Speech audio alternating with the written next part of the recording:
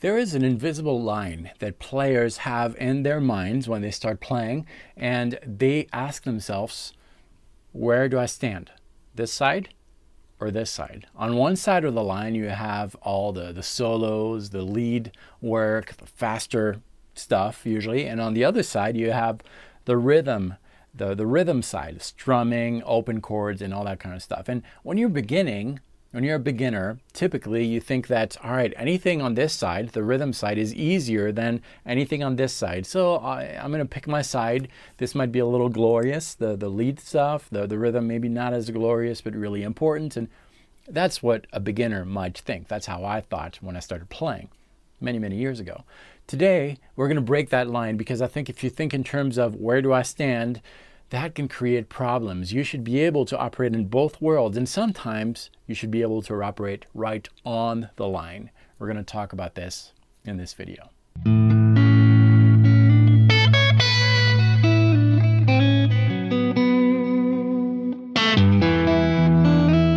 Hi, my name is David Wallerman. Welcome to this channel, which is all about helping guitar players around the world find their unique voice, develop that voice on the instrument to tell your own musical story. And today we are talking about what type of playing are you using to express yourself. Now obviously that's going to depend on the context, right? Are you playing in a 5-piece band? Are you playing alone? Are you playing over a backing track? And all that matters. However, we're really going to make the distinction between both sides of the lines, and then we're going to break that line so that we can create something kind of organic, kind of like what I did in the intro of this video, where you could hear the chord, all the rhythm stuff that typically happens on one side of the line, and all the lead stuff as well, and we're going to blend both together. To do that, we need to have a minimal amount of theory, understand music theory. It's really simple. In a nutshell, I feel that what you really need to know as far as music theory goes is that elements need to match. The picture that I always have when I'm thinking of music theory is, you know those kids' puzzles where you have a piece, a rectangle piece of wood, and you have some pre-cut things, and then you've got to find where does the farmer goes. Oh, he goes here. Where does the chicken go? Right here. You know what I mean? Devin, my editor, hopefully is putting a picture of that kind of thing here on the screen, but that's kind of how I see that. So the puzzle, right, the pre-cut board is what you have to play over. So if it's a backing track, it's obvious. It's what you're hearing. But it could also be what you need to play over mentally. Like if I'm alone here playing, all right, well, I don't really know. I'm going to start something. That's my cardboard. On top of this, I need to find the proper piece that matches. Now, a piece that wouldn't match would be maybe something like this.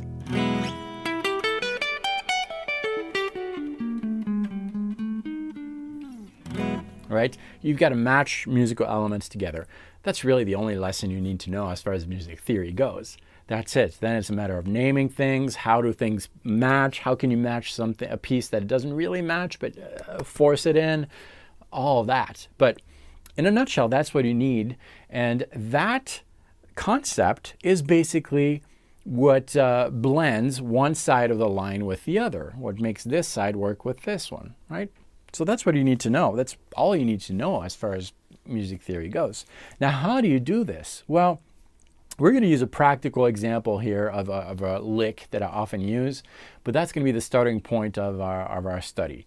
I'm going to show you that lick. This thing, lick or musical piece or whatever, is based on a major 7 chord. So the major 7 chord, that's the formula. That's what tells you, all right, that's the shape of my puzzle that I'm going to use. And the major 7 chord is a chord that is made of a root. That's the 1, the first note. So the root could be anything, right? It could be something, which camera I'm on? This one. It could be an A, for example. So A is your 1, but it could also be a G. It could be whatever you want. That's the starting note. We'll use A.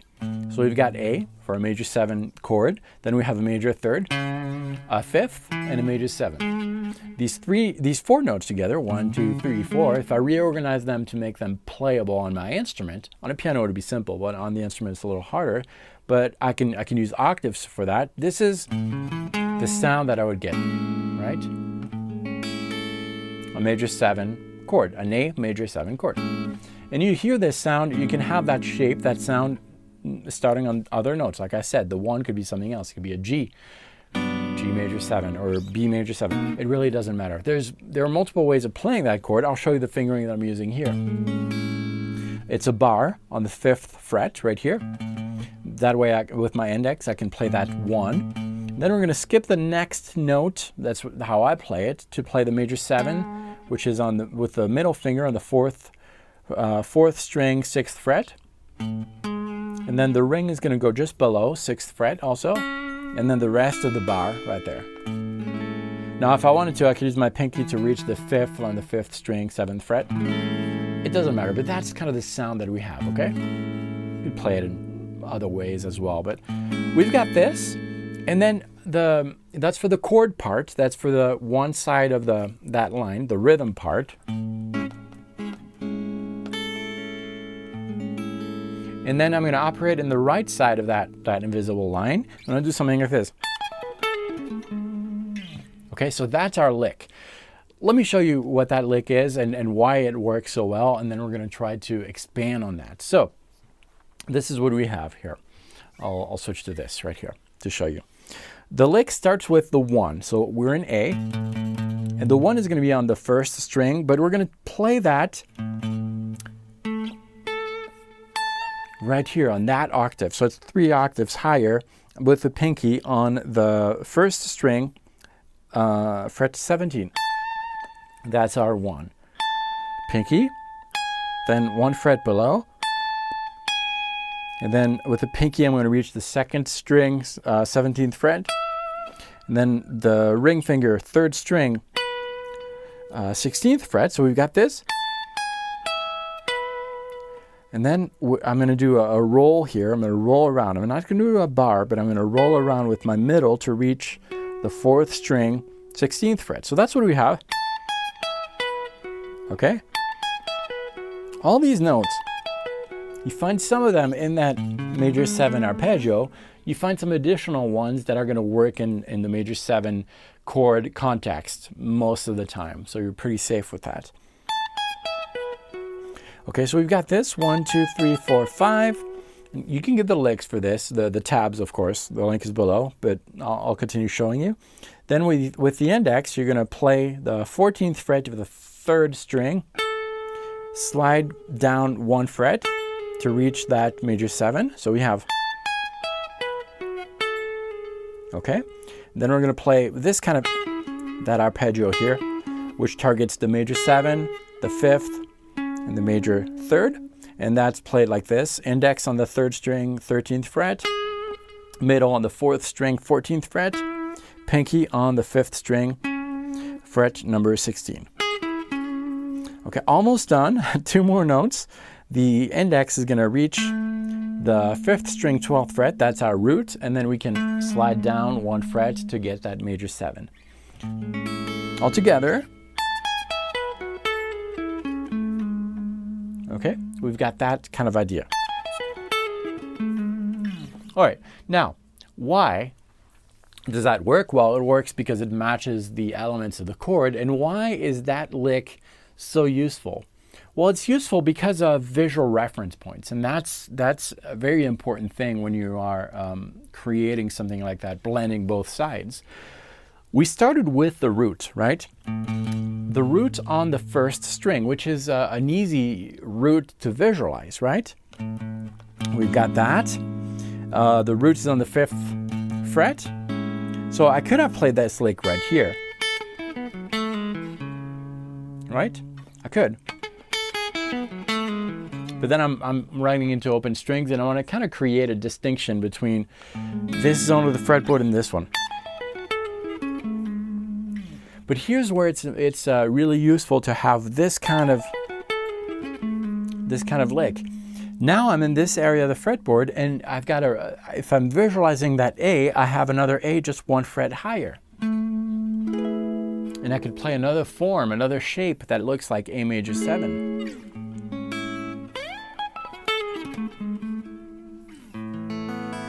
Always being aware of the root. Now, so I'm kind of surrounding the root of my chord, but I could now alter some of the notes to make that lick, that idea, work over another kind of chord if I know my intervals. So here we had, if I name the intervals, 1, major 7, 5, this is a 9, a 6, so I've got 1, 7, 5, 9, 6. I could ask myself, what if I changed one of the notes to make it work on a minor 7 chord? Well, I could just change the first note, the first major 7 to a minor 7. Right?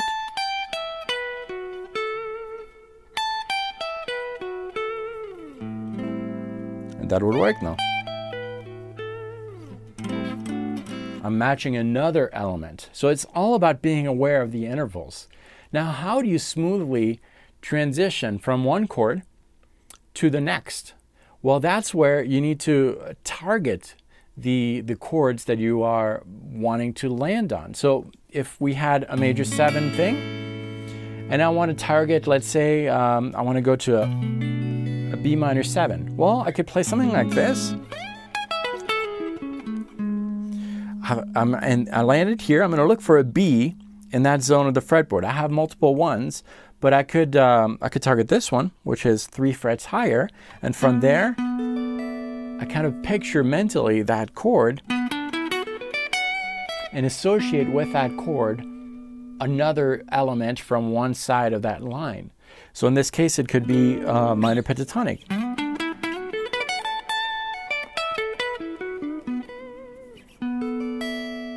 So altogether, if I wanted to give the impression of navigating through between this and this, but adding some lead elements, I could have something like this.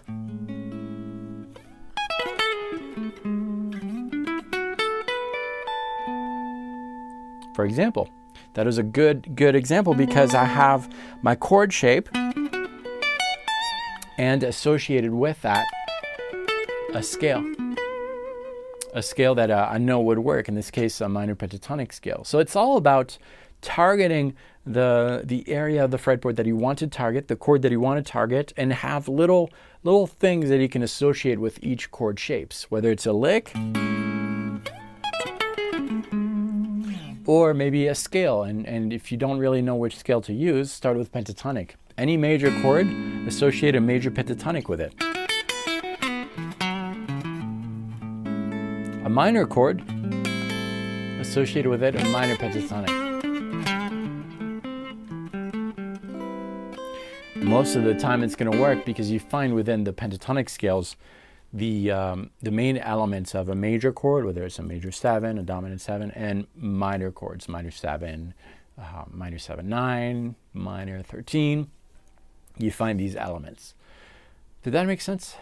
I don't know. I'm kind of confusing myself now. If anything, what I want you to take out of this is that line should be put flat. Operate in both worlds and see where it leads you. Start really slow, improvise maybe something kind of like you're starting with a chord shape. All right, where am I going from there? Well, I'm not sure, but I'm going to associate with that chord a scale. And I'm going to start to navigate with that scale. So this is a major chord.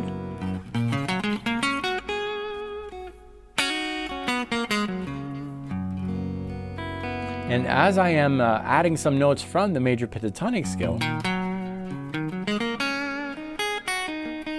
I can make new chords by visualizing that major pentatonic scale and picking any note of that pentatonic scale and playing it with any note of that pentatonic scale. For example, if I take the top of that major pentatonic scale, I could pick this note, which is in the pentatonic scale, this one too,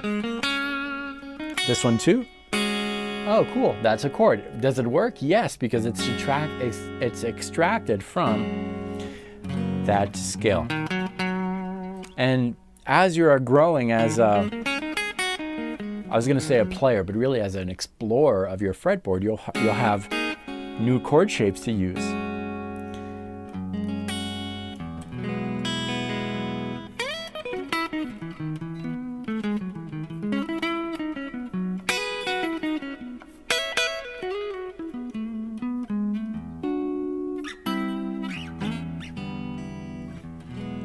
And so forth. It's just exploration and really thinking about blending both worlds together. Jimi Hendrix was a master at this. I love some of the work that he did because he really blends that. And if you listen to songs like Castle Made of Sand, my favorite Hendrix song, or the super popular Little Wing, or all those kind of like ballad rock type of things, he really excels at blending both worlds.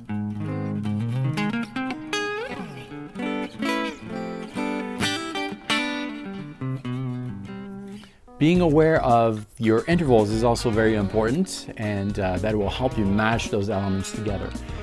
When you download the free PDF below, I'll also be sending you a free masterclass, which will help you understand a little bit more how that matching musical elements work.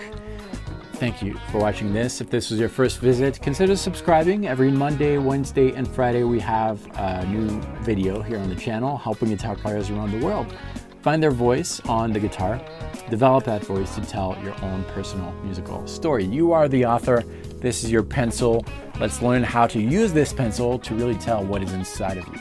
Thanks for watching this. Practice well, and I'll see you very soon.